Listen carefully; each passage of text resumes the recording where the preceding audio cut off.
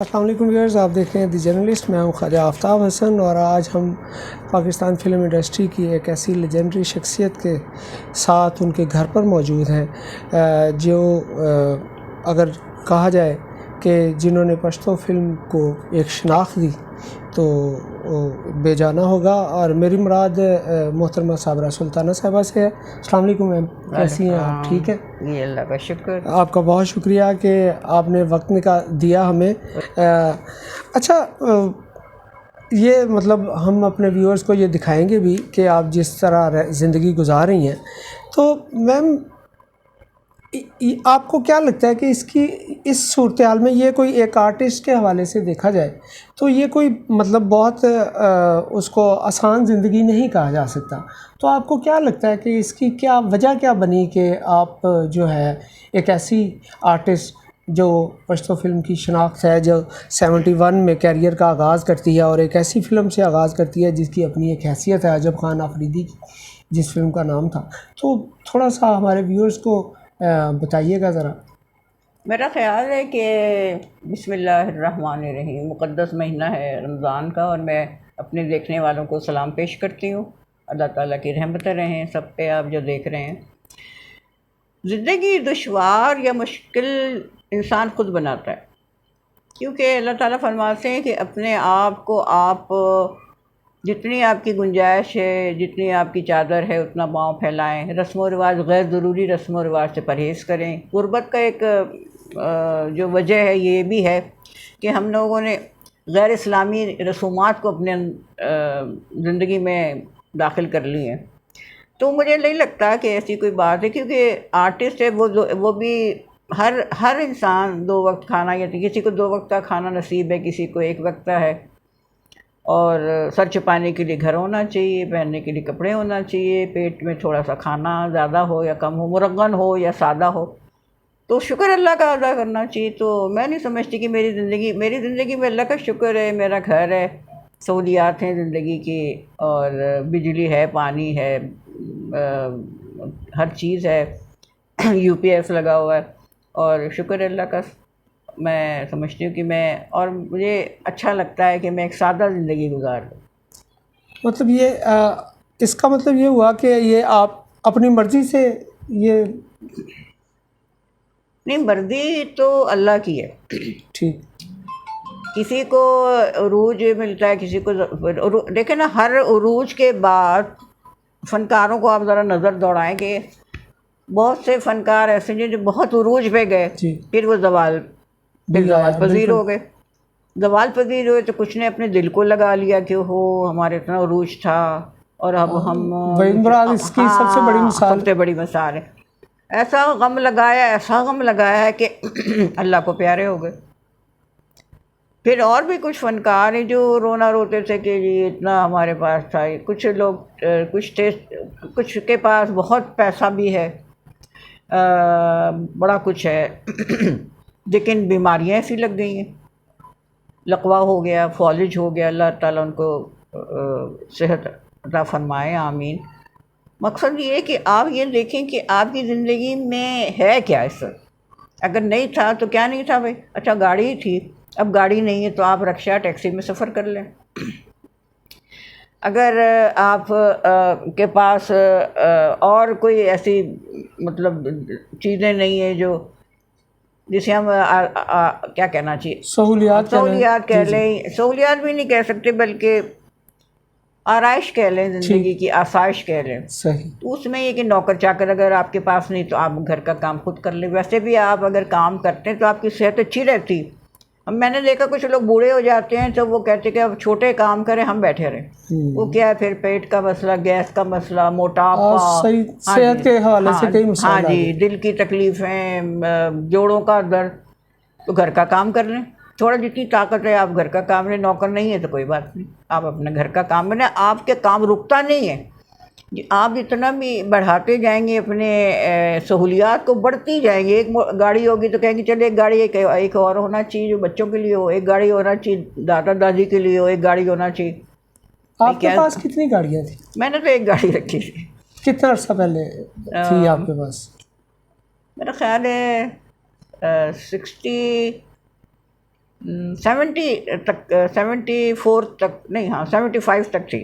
75। फिर हाँ जी, फिर हमने, फिर वो मतलब से हस्बैंड मेरे बाहर चले गए थे, तो फिर हमने सेल कर दी। हमने कहा ज़रूरत ही नहीं, कहीं जाना जाना तो होता है नहीं। वालिदैन कहते थे कि अब जब ख़वातीन को चाहिए कि वैसे भी बाहर खामखा न निकलें, लेकिन अब जिन लोगों के शौहर बाहर होते हैं उनको बहुत ज़्यादा एहतियात करनी थी, तो मैं कहीं आती जाती नहीं, कभी जाना भी हुआ तो वालिद के साथ या वालिदा।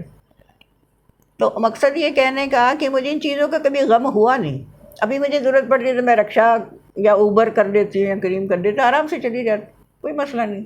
और दरवाजे पे मैं फ़ोन कर देती हूँ रक्षा वाले को या ऊबर को, वहाँ मैं कॉल कर देती हूँ, आ जाता है वो सीढ़ियों के पास, वहाँ मैं उतर के अपने बैठ के चली गई, बस अल्लाह अल्लाह। अच्छा मैम, शोबिज़ इंडस्ट्री में जब आप एक ख़ास स्टेज पे होते हैं, अरूज पे होते हैं, और उस वक़्त तो आपको जो फ़ैन फॉलोइंग और जो प्रोटोकॉल चल रहा होता है, तो जब वो सारी चीज़ें नहीं होती तो एहसास तो होता होगा कमी का, या वो सारा कुछ कि काफ़ी कुछ मिस करती होंगी आप? नहीं, एहसास इसलिए नहीं होता कि जब फ़नकार बूढ़े हो जाते हैं, जवान जो होते, जब जब जवानी रहती है, बहैसियत हीरोइन या बहैसियत हीरो आते रहते हैं जो फ़नकार हमारे, तो उस वक्त प्रोटोकॉल जो मिलता है वो और तरह का होता है कि उशाक हैं, ख़त आ रहे हैं, फैंस के आ रहे हैं, इज़हार इश्क हो रहा है तो ये सारी चीज़ें तो उसमें बड़ा एंजॉय करते हैं जी। उसके बाद जब जैसे जैसे उम्र ढलती जाती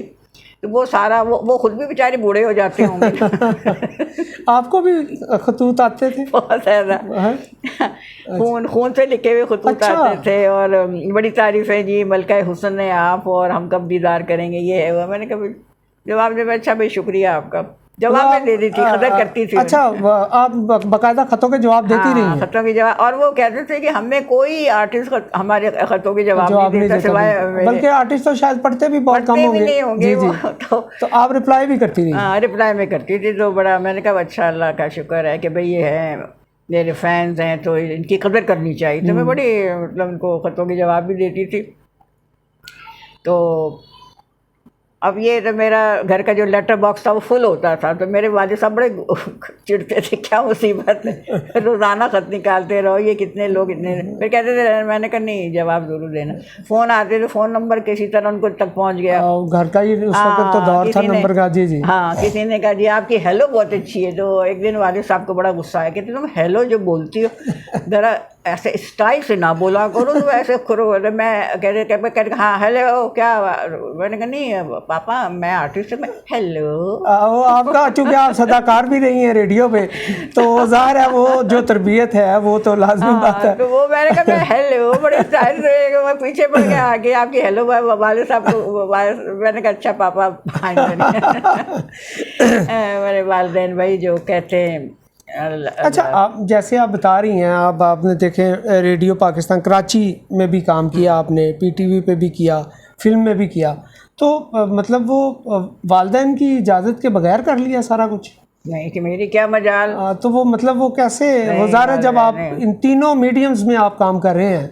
वालिद साहब असल में ब्रिटिश कंपनी में एक बड़े शोबे के इंचार्ज थे। ठीक। तो वहाँ पर ये इश्तहार वगैरह का भी सिलसिला होता था, ये एड्स वगैरह जी जी अखबारों में। तो मुझे बड़ा शौक़ था, मैंने कहा मैं किसी इश्तहार में नजर, वालिद साहब ने बारह बड़ी मुश्किल से, इकलौती बेटी थी, तो उन्होंने कहा कि चलो ठीक है। फिर उनके ऑफिस में जो दोस्त हैं उन्होंने कहा चलो बेबी अगर राज़ी है, तो मुझे बेबी कहते थे, तो ठीक है। फिर वो कोई इश्तहार थे, पता नहीं कौन से क्रीम के थे, कुछ साबुन के इश्तहार में। मैं बड़ी खुश हुई, अखबार में तस्वीरें आई। फिर मैंने कहा पापा ये तो बड़ा अच्छा लग रहा है। रेडियो पाकिस्तान में बच्चों के प्रोग्राम में ख़त लिखा करती थी, तो जब अब्दुल माजिद साहब अल्लाह बख्शे उस वक्त वो बच्चों के प्रोग्राम के इंचार्ज थे, तो मैं रेडियो बस लगा के बैठी थी कि अब मैं ख़त भेजा अब नाम। जब वो अनाउंस करते थे कि कराची से साबरा सुल्ताना लिखती हैं, बस इतनी खुश मैं सैरो खून पड़ जाए। मैंने कहा अपना जिक्र सुन के हाँ बहुत खुश, मैंने कहा मेरा नाम आ गया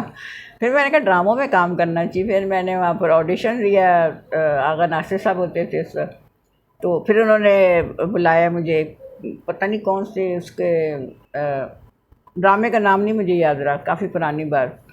तो सब बड़े बड़े फ़नकार, बड़े यानी रेडियो पाकिस्तान कराची के बड़े इतने शानदार वहाँ के गुलकार के सदाकार थे बेमिसाल। मैंने कहा देखो, फिर मेरी आवाज़ बहरहाल वो पसंद की गई, तो उनके दरमियान मैंने रह के फिर ड्रामा ही किया।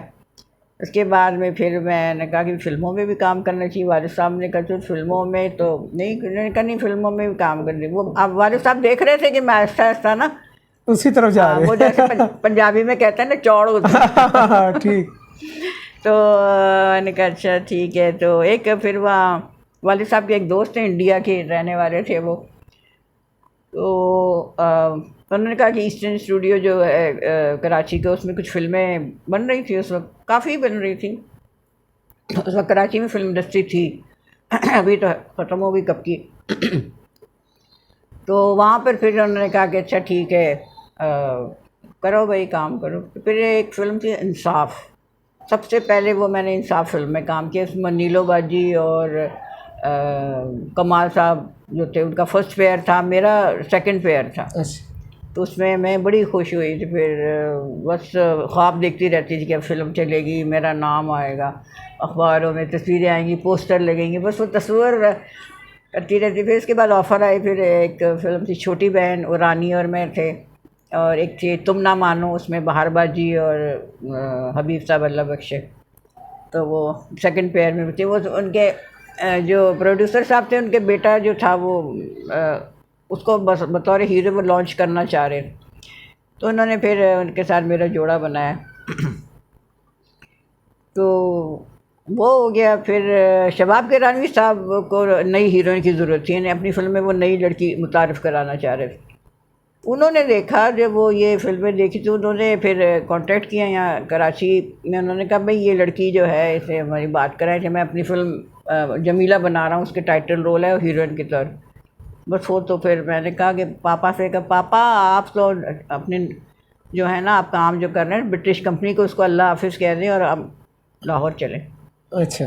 पापा ने कहा बड़ा मुश्किल काम है भाई, मेरी इतनी इज्जत है और मैं कॉन्ट्रैक्ट बेसिस पे, कोई नौकर तो यहाँ नहीं, मुलाजम नहीं, कॉन्ट्रैक्ट बेसिस पे मुझे अच्छी खासी आमदनी है और सब कुछ है और कोई टाइम की पाबंदी नहीं। वो बहुत सुकून से मैंने जो ज़िद, ओहो वालिदैन भी अल्लाह जन्नत नसीब करे, वालिदैन भी देखो औलाद के लिए कितना कुर्बानियाँ कितनी देते हैं। तो फिर वो हम लोग खैर फिर आ गए लाहौर। उन्होंने जॉब छोड़ दी? हाँ, जॉब भी नहीं, कैसे कॉन्ट्रैक्ट बेसिस जो भी था, मतलब हाँ, वो काम अपना छोड़ के लाहौर आ गए। हाँ लाहौर। शबाब के रानवी साहब खुद हमें रिसीव करने आए एयरपोर्ट पे, तो आए। फिर वो जमीला, हबीब साहब हीरो थे उसमें, मैं हीरोइन थी। शुक्रिया एक फ़िल्म बनी, दोनों फिल्मों में उन्होंने फिर।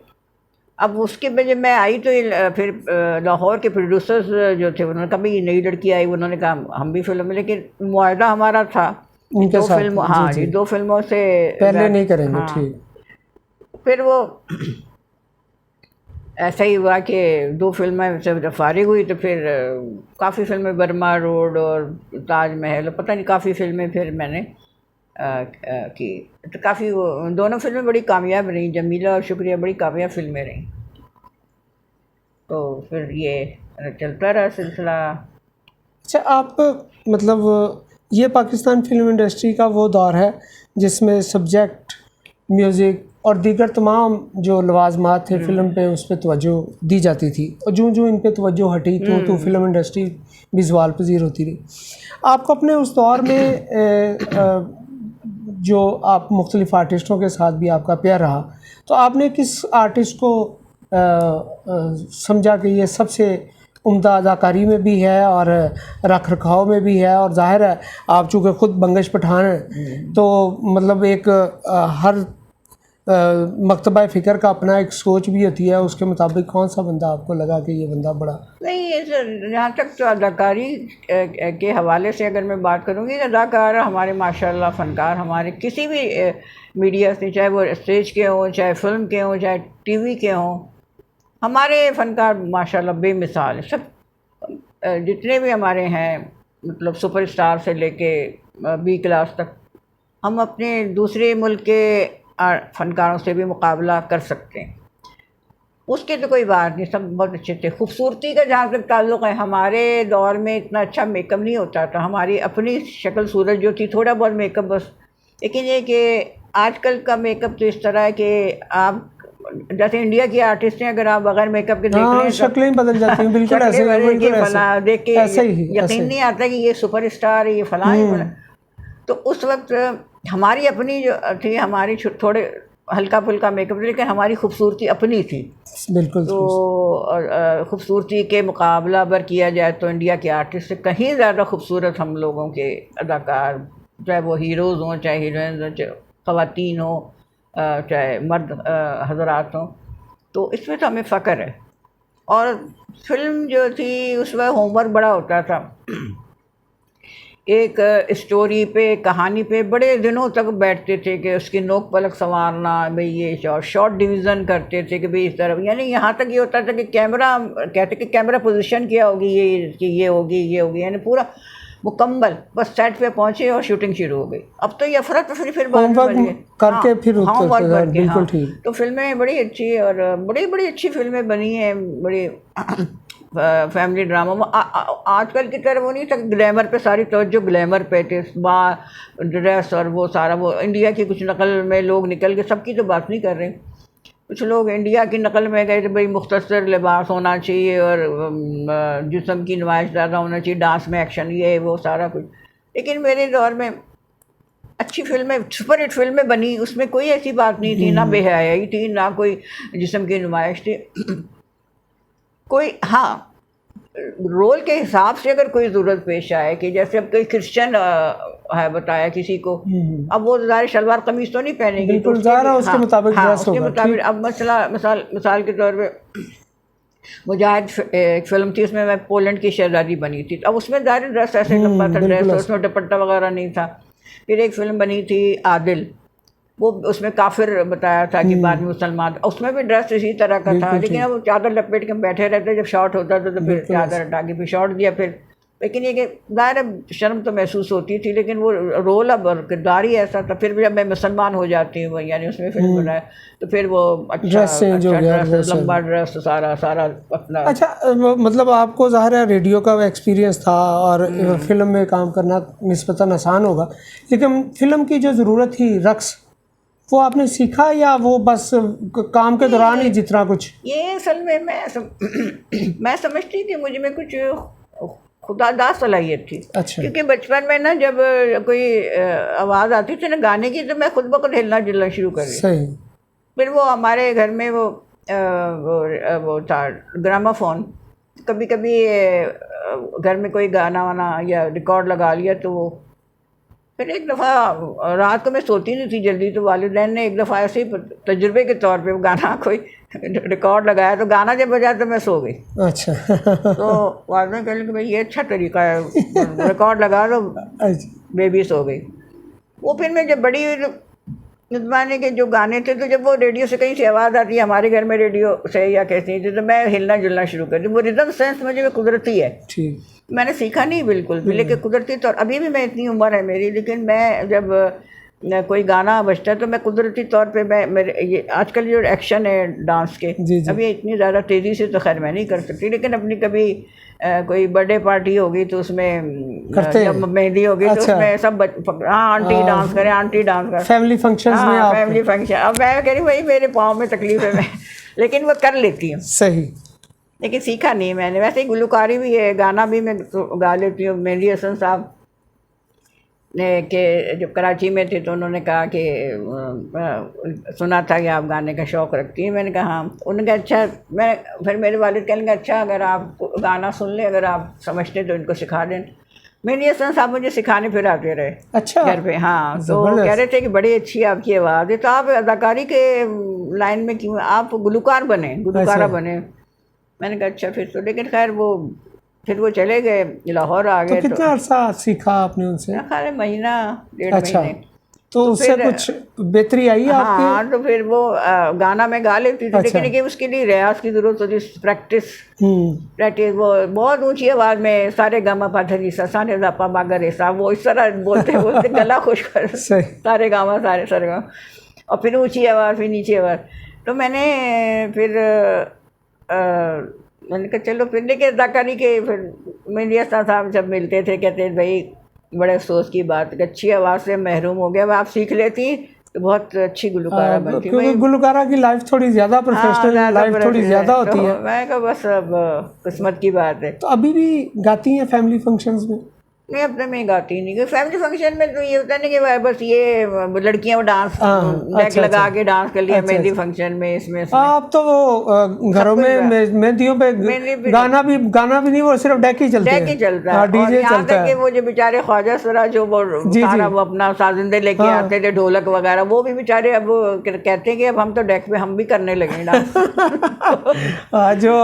जो हमारे कल्चर का हिस्सा थी चीजें अब वो नहीं रही। तो ये बस हालात बदलते रहते हैं जैसे जैसे मतलब वक्त गुजर रहा है, जैसे जैसे ता क़यामत, ये पता नहीं क्या क्या तब्दीलियाँ आनी है, अल्लाह जाने। अच्छा सबरा साहबा, आपकी एज की आर्टिस्ट अभी भी टीवी ड्रामों में काम कर रही हैं, अभी भी सदाकारी भी चल रही है उनकी, तो आपने खुद को क्यों दूर कर लिया इन सब चीज़ों? नहीं तो आपको पता है लाहौर में तो ड्रामा नहीं रिकॉर्ड होते, वो तो काफ़ी अच्छा ही हो गया। हाँ, जी। तो कराची में शिफ्ट हो गए, अब कराची में बनते ड्रामे, तो मैं तो वहाँ नहीं जा सकती। अब मेरा तो अपना यहाँ सब कुछ है, घर है, बच्चे हैं। बच्चे कितने हैं माशाल्लाह? बच्चे माशाल्लाह, मेरे बच्चे नहीं, मेरे नवासे। मेरी एक ही बेटी है, उसके माशाल्लाह 4 बेटे हैं। अच्छा। तो मतलब आप खुद भी इकलौती हैं और आगे से आपकी बेटी? अच्छा, इकलौती। तारीख अपने आप को दोहराती है। सही। तो अभी इंटरव्यू में मेरे मतलब नवासों का भी जिक्र आया है अभी यूट्यूब पे। अच्छा। माशाल्लाह जवान है चारों बच्चे। अच्छा। तो वो बस उनको छोड़ के तो तस्वुर में नहीं कर सकती कि मेरी ज़िंदगी में तो वही हैं, और माँ बाप नहीं है तो चलो वो तो है ना। सही। अल्लाह का लाख लाख शुक्र है। तो मतलब आपकी साहबजादी लाहौर में ही? या वो तो रहती है माशाल्लाह। ठीक। नहीं तो मतलब अमूमन ये होता है कि माएँ बेटियों के बहुत ज़्यादा करीब होती हैं, और वो बुढ़ापे में वो, बल्कि ये कहा भी जाता है कि बेटी अपनी माँ बाप को ज़्यादा संभालती है बेटे की निस्बत। तो आप उसके बावजूद तन्हा या अकेले रहना पसंद करती हैं, उसकी वजह? नहीं, असल में मसला ये कि वो मेरी तरफ आके रह नहीं सकती, क्योंकि फिर बच्चे वहाँ पर घर कौन संभालेगा? बच्चे तो ज़ाहिर, बेटी तो उसकी बेटी तो कोई नहीं है, मेरी नवासी कोई नहीं है। ठीक। तो ज़ाहिर है फिर उसको काम अपने घर का काम खुद करना पड़ता है। तो वो सारा कुछ तो वो फिर आती है मिलने के लिए, कभी कभी बहुत दूर रहती है, कभी कभी मैं भी चली जाती हूँ, लेकिन फ़ोन पर रब्ता रहता है। सही। तो अच्छे मतलब। अच्छा, मुझे ये बताइएगा कि एक आर्टिस्ट जब काम नहीं होता उसके पास, और वो ऐसी सूरत हाल से दो चार होता है कि उसके लिए रोज़गार का हसूल भी मुश्किल हो जाता है, तो इस हवाले से गवर्नमेंट ने आर्टिस्ट सपोर्ट फंड भी बनाया हुआ है और इस तरह की चीज़ें भी हैं, तो आपको भी उससे कुछ मिलता है? असल में असल में अभी जो है ना, हमें वजीफ़ा कम मिल रहा है, 5,000 मिलता है महाना। हाँ, महाना। अच्छा। उसमें ये होता है कि कई दफ़ा वो लेट हो जाता है। ठीक। ऐसा भी मसला होता है। कई मतलब ये होता है कि एक दफ़ा तो ये हुआ कि हमारा जो 6 महीने गुजर गए, तो 6 महीने के जो अमाउंट बनती थी उसमें से उन्होंने 10,000 कम दिया मुझे। अच्छा। मुझे भी और दूसरों को भी। ठीक। तो मैंने कहा कि भाई ये क्या वजह है? तो कहती वो ये तादाद बढ़ गई है, जो जिनको ज़रूरत थी वो तादाद। भाई मैं अगर तादाद बढ़ती जा रही तो फंड बढ़ाए, नहीं तो क्या आप ऐसा करेंगे 5,000 की जगह 5 रुपये का बिल्कुल ठीक चेक देंगे। मतलब 6 माह की बजाय आपको 4 माह के पैसे। 4 में तो 3 माह के बना लें। तो अब वो देखो अब क्या होता है। प्राइड ऑफ परफॉर्मेंस अभी तक मुझे नहीं मिला। और उसकी वो मतलब आपने इतना काम किया और आपका इतना मतलब म्यारी काम है, ये भी नहीं कि सिर्फ ऐसे ही रवायती काम किया आपने, तो उसकी वजह क्या समझती हैं, क्या हो सकती है? लेकिन ये जूनियर्स को मिल गया। जूनियर जो थे हमारे, उनको प्राइड ऑफ परफॉर्मेंस उनको मिला, और हम सीनियर जो हैं हमें नहीं मिला। मुझे नहीं समझ में आता कि क्या वजूहात हैं। बहरहाल अफसोस है। वैसे दूसरे मुल्कों में देखे, दूसरे मुल्कों में जितना आर्टिस्ट सीनियर होता है उसकी ज़्यादा ख्याल भी किया जाता है। और हाँ, दूसरे मुल्कों में देखें आप, सीनियर आर्टिस्ट स्टेज पे सीनियर आर्टिस्ट आते हैं तो पूरा हॉल खड़ा हो जाता है। ऐसे ही और उनको अवार्ड से नवाजा जाता है, उनको इतना माली मदद की जाती है उनकी। और बल्कि ये देखना चाहिए कि माली मदद के किसी को ज़रूरत है, किसी की सेहत ख़राब है, जी नहीं काम जी कर पा हेल्थ के रहा है, हवाले से जी हाँ, तो ठीक। उसको दे। वैसे भी अल्लाह का ताला का हुक्म है कि अपने लोगों का ख्याल रखो, जो कोई मुश्किल, किसी की मुश्किल आसान फरमाओ। आखिर हमने दुनिया से क्या ले जाना है, ये हम अपने अमाल ही लेके जाएंगे ना भाई, क्या लेके जाएंगे। तो जब हम अच्छे काम करेंगे तो हमारा अपना फ़ायदा है, लेकिन ये अफसोस। अच्छा इस मतलब नॉर्मली तो ये देखा गया कि जो फाइल जाती है वो ज़ाहिर है इधर से ही जाती है, सरकारी तौर पे तैयार होती है, तो आपने कभी वहाँ पे किसी से रब्ता नहीं किया?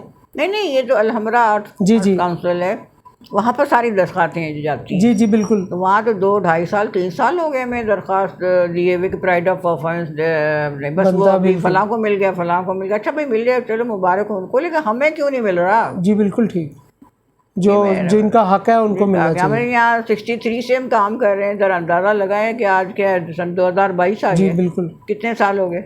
बिल्कुल ऐसा ही। तो अभी तक तो कोई उम्मीद 55 साल से ज़्यादा, निस्फ सदी अभी से ज़्यादा आपने काम किया पता है। नहीं, अब तो पता नहीं है, अभी तो उम्मीद तो नहीं है, उम्मीद है भी नहीं भी है, देखें क्या होता है। हर दफ़ा कहते हैं हाँ जी अब मिल जाए।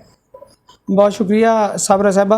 व्यूअर्स आपने देखा कि अपने दौर की एक बड़ी आर्टिस्ट किस कदर सादगी से और किस कदर मुतमईन ज़िंदगी गुजार रही हैं कि उन्हें कतई तौर पे किसी भी तरह का, किसी भी महरूमी का एहसास या शिकार नहीं है। वो समझती हैं कि जो वक्त गुज़र गया वो भी अच्छा था और जो गुज़र रहा है वो भी बहुत अच्छा है। लेकिन इसके साथ साथ एक सीनियर आर्टिस्ट होने के नाते जो हुकूमत की ज़िम्मेदारी है उसकी तरफ हमारा इस प्रोग्राम के ज़रिए निशानदही करना बहुत ज़रूरी है कि एक ऐसा आर्टिस्ट जो हाथ नहीं फैलाना चाहता, जो दीगर तरीके इख्तियार नहीं करना चाहता, जो सरकारी काम करवाने के लिए तरीका इख्तियार होता है, तो अगर वो अपनी सफ़ेद पोशी का भरम रखना चाहता है तो मेरा ख़्याल है सरकारी इदारों की भी ज़िम्मेदारी है कि उनकी सफ़ेद पोशी का भरम रखते हुए उनकी सेहत के हवाले से जो ज़रूरत है उसको पूरा करें, उनके माशी मामलात को देखें और सबसे बढ़कर उनके लिए जो एजाज़ात हैं, जो उनका हक है वो उनको दिया जाना चाहिए। अपना बहुत ख्याल रखिएगा। दी जर्नलिस्ट को लाइक करें, सब्सक्राइब करें, शेयर करें। अल्लाह ने के बाद।